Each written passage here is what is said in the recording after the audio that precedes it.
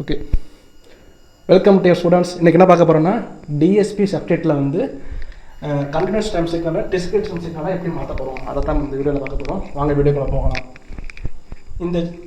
இதில் என்ன கொஸ்டின் கேட்டுருக்காங்க அப்படின்னா, நமக்கு ஒரு சிக்னல் கொடுத்துட்டாங்க. சைனு ஆர் சிக்னலும் காஸ் சிக்னலும் மிங்கிள் பண்ணி ஒரு சிக்னல் கொடுத்துட்டாங்க. அதுக்கப்புறம் இந்த சிக்னல் என்ன பண்ணுறோம் அப்படின்னா, இந்த சிஸ்டமில் வந்து அப்ளை பண்ணுறோம்.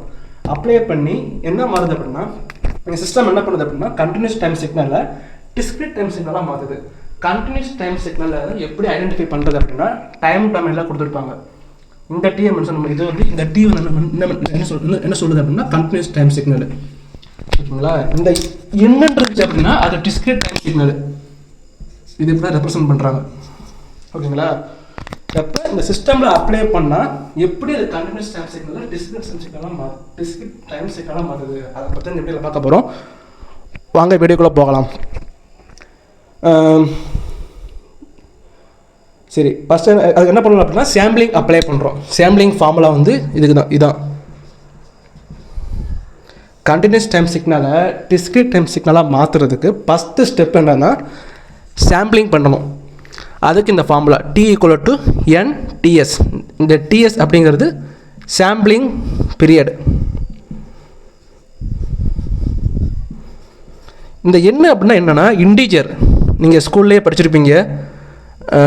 -1 0 1 2 அப்படின்னு போயிட்டே இருக்கும். இங்கே லெஃப்ட் சைடில் -2 அந்த மாதிரி அதுக்கு போய்கிட்டே இருக்கும். இதுதான் இன்டீஜர். இங்கே எங்கேயுமே 1.5 2.5 அந்த மாதிரி வரவே இல்லை. 1 2 3 4 5 இந்த மாதிரி இன்க்ரீஸ் ஆகிட்டு போயிட்டே இருந்துச்சு அப்படின்னா அதுக்கு பேர் தான் இன்டீஜர்.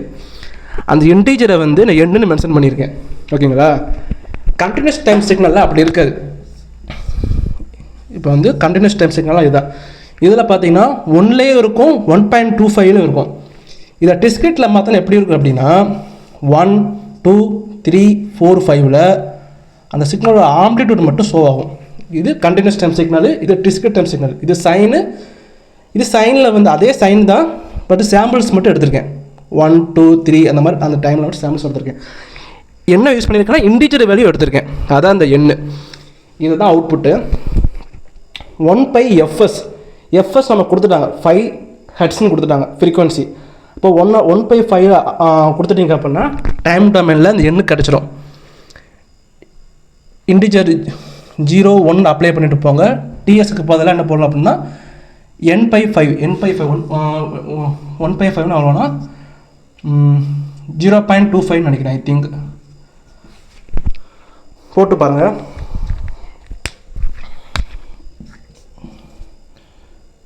ஓகே, ஆமாம் 0.25 தான். 0.2ன்னு வச்சுக்கோங்க. இன்னொரு ஃபைல் பண்ணி T = 0.2. அப்போனா ஒவ்வொரு 0.2 செகண்ட்ஸுக்கும் நான் சாம்பிள்ஸ் எடுக்கிறேன். ஓகேங்களா? இப்போ இதில் இந்த கொடுத்த சிக்னலாக கீழே எழுதிட்டேன். இந்த டீக்கு பதிலாக இந்த NTSஐ ரீப்ளேஸ் பண்ணணும். இங்கே டீயோட ஃபார்முலா என்னென்னா n = 5ன்னு கண்டுபிடிச்சிருக்கோம். ஸோ n = 5க்கு பதிலாக டீக்கு பதிலாக ரீப்ளேஸ் பண்ணிடுறேன். இங்கேயும் டீக்கு பதிலாக n/5ன்னு ரீப்ளேஸ் பண்ணிடுறேன். இதான் அதுக்குரிய ஃபார்முலா. இங்கேயும் டீக்கு பதிலாக n/5. இதுதான் கண்டினியூஸ் டைம் சிக்னலை டிஸ்கிரீட் டைம் சிக்னலாக மாற்றுறதுக்குரிய ஃபார்முலா. இதில் வந்து அந்த n வேல்யூவை நீங்கள் அப்ளை பண்ணிட்டீங்க அப்படின்னா உங்களுக்கு டிஸ்கிரீட் டைம் சிக்னலுக்கு வேல்யூ கிடச்சிரும். இந்த வீடியோ உங்களுக்கு பிடிச்சிருந்தா சப்ஸ்கிரைப் பண்ணுங்கள், கமெண்ட் பண்ணுங்கள், ஷேர் பண்ணுங்கள். தேங்க்யூ.